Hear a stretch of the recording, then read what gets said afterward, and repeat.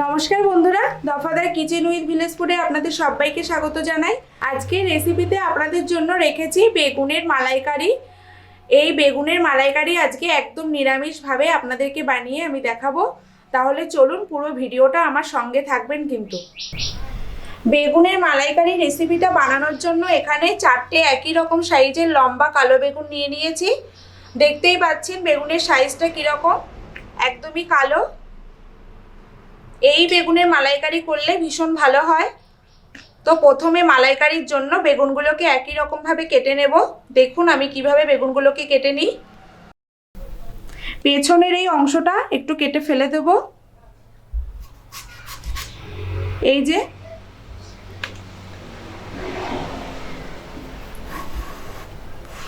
লম্বাই বেগুনটাকে বোটা শুদ্ধ এইভাবে ফাল দিয়ে নেব।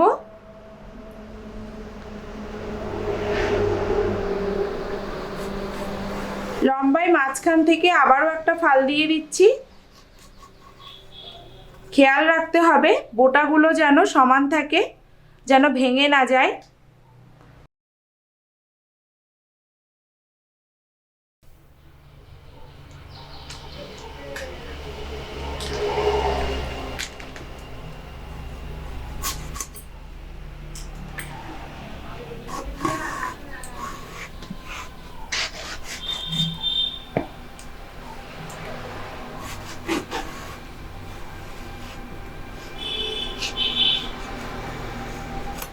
চারটে বেগুন আমি একই রকম ভাবে কেটে নেব। গরম কড়াইতে সাদা তেল একটু বেশি পরিমাণে দিয়ে দেব। তেল একটু নেড়ে চেড়ে দেবো। কড়ার চারি সাইডে একটু তেলটা লাগিয়ে নেব ভালো করে। তেল গরম হয়ে গেছে, তো তেল গরম হয়ে গেলে গরম তেলের মধ্যে বেগুনগুলোকে অল্প অল্প করে দিয়ে ভেজে নেব।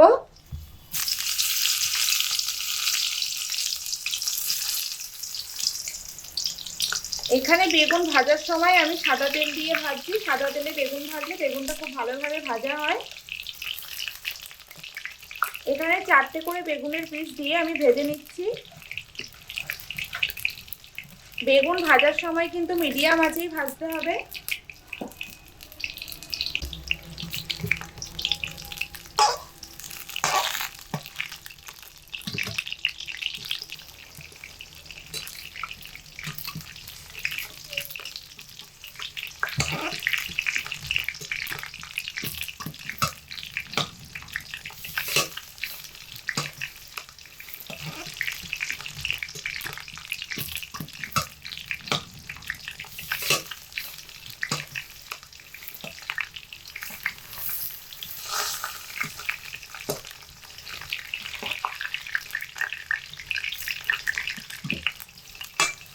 বেগুনের মালাইকারিটা বানানোর জন্য আপনারা একটু ছোট বেগুন নিলে সুবিধা হয়। যেহেতু এটা বড় বেগুন তাই উল্টাতে একটু অসুবিধা হয়ে যাচ্ছে।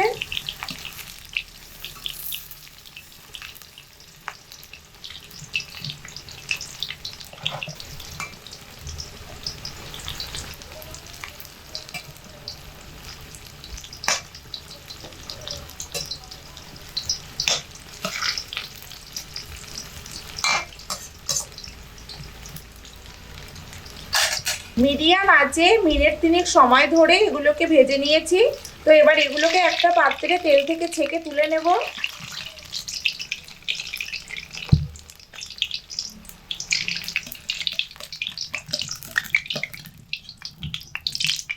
ভাজাটা কিন্তু একদমই এরকম হবে, খুব বেশি ভাজলে কিন্তু হবে না, মিডিয়াম ভেজে নিতে হবে।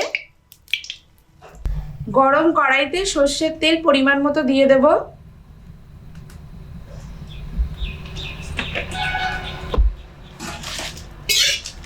তেলটা খুব ভালো করে গরম করে নেব। তেল খুব ভালোভাবে গরম হয়ে গেছে। তো গরম তেলের মধ্যে গোটা শুকনো লঙ্কা, গোটা জিরে আর 2টো গোটা তেজপাতা ফোড়ন দিয়ে দিলাম। এবার তেলের মধ্যে দিয়ে দেব কাঁচা লঙ্কা। কাঁচা লঙ্কাগুলো 2 ফাল করে চিড়ে নিয়েছি। এবার দেব টমেটো কুচি,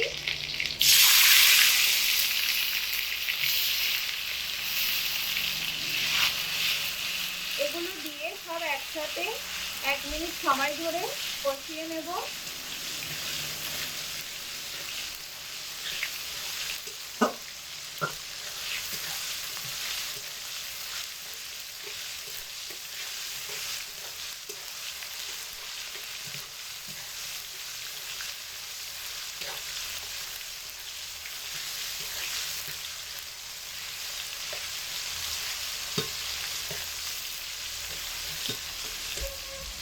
এক মিনিট সময় ধরে কষানো হয়ে গেছে। তো এবার এর মধ্যে দিয়ে দেব শুকনো লঙ্কা বাটা। শুকনো লঙ্কা এখানে আমি ছিলে ছিলে বেটেছি। এবার এর মধ্যে স্বাদ মতো নুন দিয়ে দেব, পরিমাণ মতো হলুদ গুঁড়ো,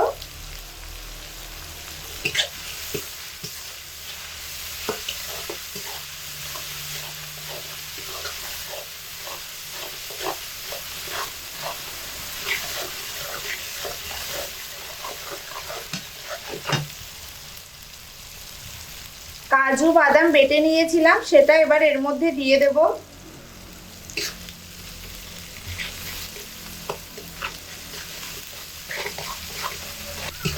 সবকিছু একসাথে খুব ভালো মতো করে 2 থেকে 3 মিনিট সময় ধরে কষিয়ে নিলাম।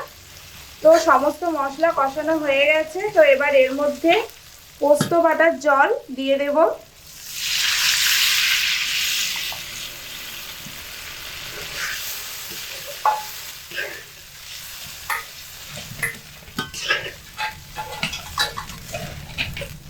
পোস্ত বাটার জলটাকে খুব ভালো করে এবার ফোটাবো। এর মধ্যে আবারও একটু পোস্ত বাটি ধুয়ে জল দিয়ে দিচ্ছি।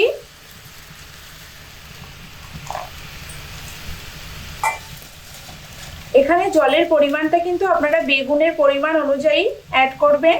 এখানে আমার বেগুনের পরিমাণটা একটু বেশি আছে, তাই জলের পরিমাণটাও একটু মিডিয়াম দিলাম। খুব কম হলেও হবে না, আবার খুব বেশি হলেও কিন্তু হবে না, জল নিজেদেরকে বুঝে দিতে হবে। পোস্ত বাটার জলটা কিন্তু ফুটে উঠেছে। পোস্ত বাটার জল আমি এখানে 1 মিনিট সময় ধরে একটু ফুটিয়ে নেব।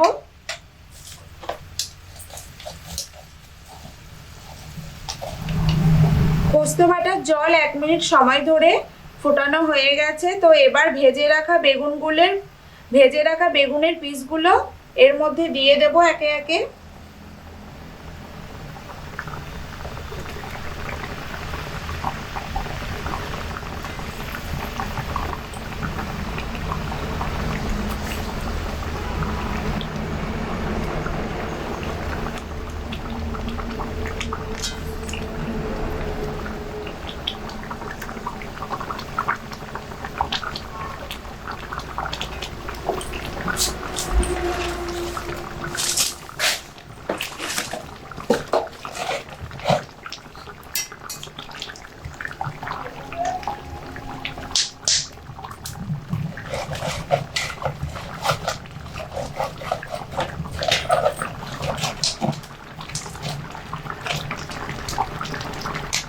পোস্তর মধ্যে বেগুন দিয়ে 1 মিনিট সময় ধরে ফোটানো হয়ে গেছে। তো এবার এর মধ্যে দিয়ে দেব নারকেলের দুধ। নারকেল কুড়ে ছেঁকে যে দুধ রেখেছিলাম সেটাই এর মধ্যে দিয়ে দেব।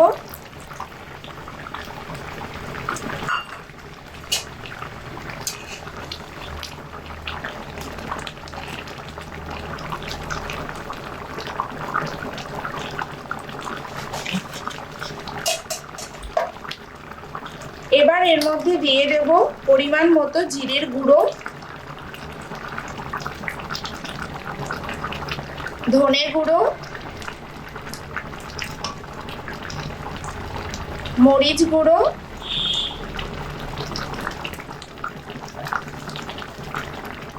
খুব অল্প পরিমাণ চিনি। চিনিটা আপনারা চাইলে অ্যাভয়েড করতেও পারেন।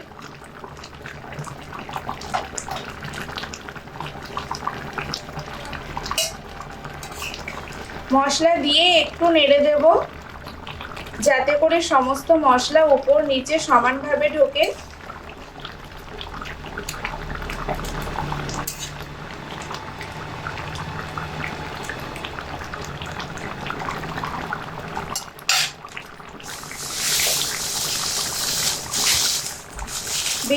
মধ্যে সমস্ত মশলা দিয়ে 4 থেকে 5 মিনিট সময় ধরে এটাকে ফুটিয়ে নেব।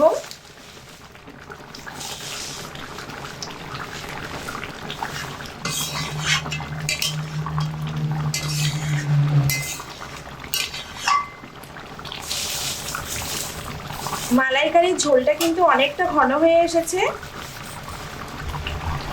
প্রায় হওয়ার মুখে। তো এবার এর মধ্যে আমুল দুধ গুলে নিয়েছি গরম জলে, হালকা উষ্ণ জলে গুলে নিয়েছি, সেটা এর মধ্যে দিয়ে দেব।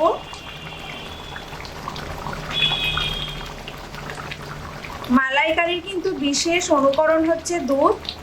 দুধ না দিলে মালাইকারি একদম ভালো লাগে না।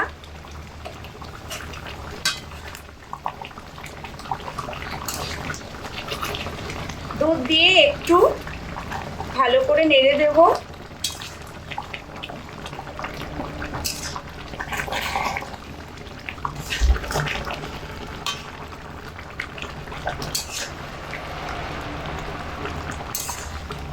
তলার দিক থেকে কিন্তু একটু নেড়ে দিতে হবে, না হলে তলায় লেগে যেতে পারে।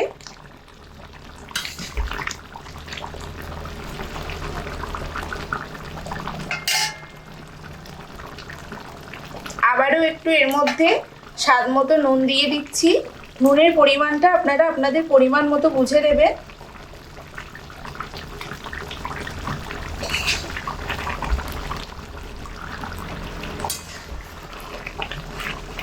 নিচের দিক থেকে কিন্তু একটু নেড়ে চেড়ে দিতে হবে, না হলে তলায় লেগে যেতে পারে।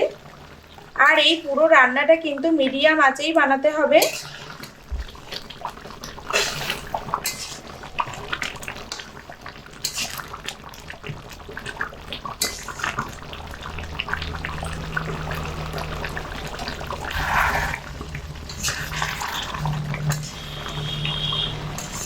বন্ধুরা, বেগুনের মালাইকারি কিন্তু আমার বানানো একদম তৈরি হয়ে গেছে।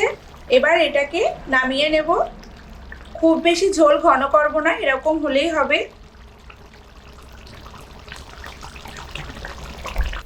তাহলে বন্ধুরা, আজকের বেগুনের মালাইকারি রেসিপিটা আপনাদের কেমন লাগলো তা অবশ্যই আমার সঙ্গে কমেন্ট করে জানাবেন। আর আজকের রেসিপিটি যদি আপনাদের ভালো লেগে থাকে তাহলে বেশি বেশি করে শেয়ার করবেন। এই ধরনের নিত্য নতুন ভিডিও পেতে হলে আমার এই চ্যানেলটি অবশ্যই সাবস্ক্রাইব করে রাখবেন। আজকের মতো আমি ভিডিওটা এখানে শেষ করছি। আপনারা সবাই ভালো থাকবেন, সুস্থ থাকবেন। ধন্যবাদ।